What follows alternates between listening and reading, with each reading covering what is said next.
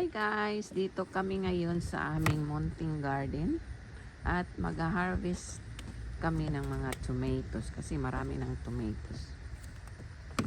Ang daming bulaklak nito.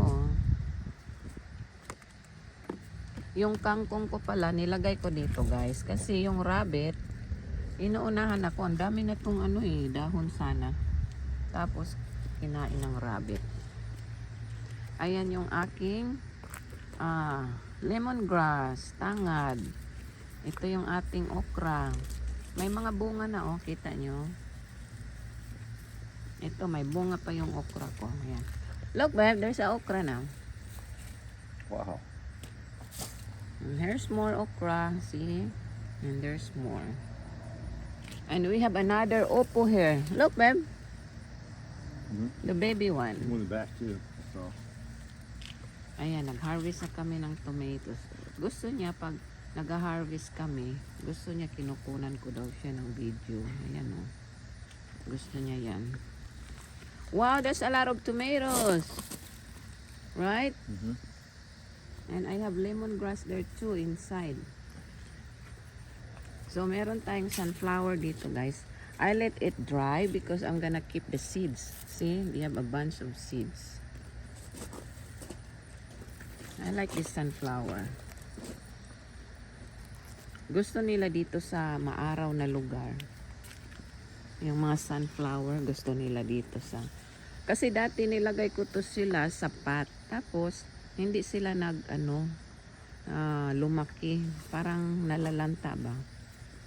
Tapos, nilipat ko dito. Ayan, nag-usbungan talaga sila.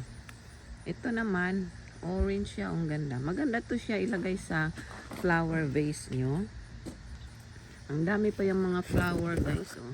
Ayan. Yung malalaking sunflower na ganito, nakita ko sa, siguro medyo malaki lang dito konti. Yung pumunta kami sa downtown, I think ang isang ganito lang is $10. Isang ganito lang. So, mahal yan guys, ang sunflower pag bumili kayo. Kasi pumunta kami ng market kahapon. Tapos, yun nga, ang mahal ng sunflower. Ayan nag-dry na. I-keep natin yung mga seeds. Ang daming seeds yan tingnan nyo. Ito, meron pa to. Galing din to sa pot, nilipat ko dito. Mas gusto nila yung nasa ground. Okay, let's pick up more tomatoes. It's all over the place, you see? Right, babe? And there's more opo here. Wow, abundant of ripes because of a lot of rain, Kaya maraming hinog. Yan diba? Makatipid na tayo sa tomatoes. Kaya maganda talaga pag magtanim tayo, guys, kasi nakakatipid tayo ng grocery, yung tomatoes, kasi lagi natin ginagamit yan, diba? Yung tomato. Saka, kung wala, ang problema nyo, sabihin nyo, wala kayong spot na pagtaniman, ito maliit lang actually, ito na spot. Pwede kayong ng mga empty na mga cans, yan, mga ganyan. O kaya yung mga empty plastic bottle, you can use that too. Look, we harvest a lot already, see? And we have more. Tapos, meron kaming doon guys, melon. I think those are melon. There's two. So, i-harvest na natin tong medyo dilaw kasi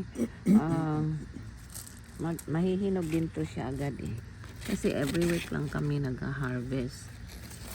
Yeah. Wow, there's more there. At the very end. It's hard to get everything. Yan masipag yan siya mag-harvest. Siya rin ang taga-dilig dito. Wow, there's a giant opo here too. Not giant. Actually, gonna be giant soon. Wow, so many tomatoes. This is good for salad. This kind of tomatoes is meant for salad. Pwede rin yung gamitin sa mga soup. pag mag-ano kayo, sabaw, siyempre magagamit din natin to. Pero dito, ginagamit talaga namin to sa salad.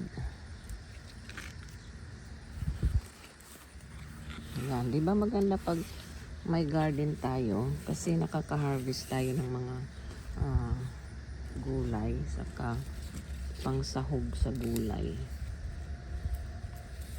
Tomatoes, meron din akong onion, yung sibuyas dahon, yung lemongrass ko, ayan sa loob, tumaas na, natabunan na kasi.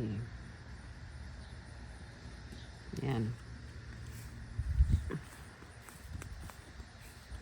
Itong cosmos guys, yung mga seeds nito pag naglaglagan, tutubo yan uli next year. Yan, nag-dry na sila So mga ganito, yan, minsan kinikip ko yan. Tapos ano ko lang sa mga gilid-gilid, tapos tutubo na yan.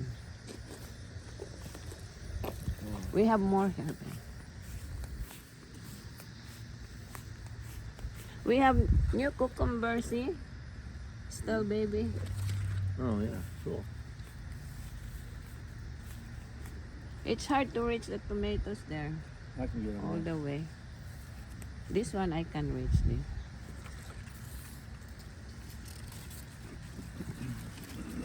Nilagyan namin ng bakod to guys na ano ba, ganito nilagyan namin para hindi sila kakalat dito sa backyard namin. Yan.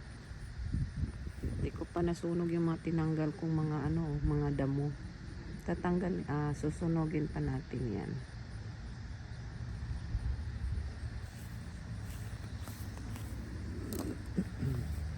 So dito sa neighborhood namin, bihira lang yung may maraming mga tanim. Ako mahilig talaga ako sa tanim guys. Kahit nung nakatira pa ako sa apartment, ganon din. Pero ang ginagawa ko, yung mga pots lang mga ganyan. Ganyan ang tinataniman ko. Tapos yung mga empty plastic bottle. Yun.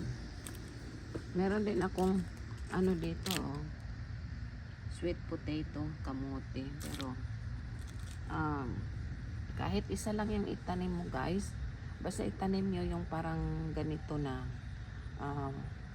sandy, yung yung medyo rocky na kasi mas madaling mag-spread yung mga bunga nila. Dati nagtanim ako isang ganito lang guys, isang tangkay lang ha. Tapos nung hinarvest ko, siguro naka 15 piraso ako na sweet potato. So maganda pag ganito yung taniman nyo, yung medyo mabato. Gusto nila yan.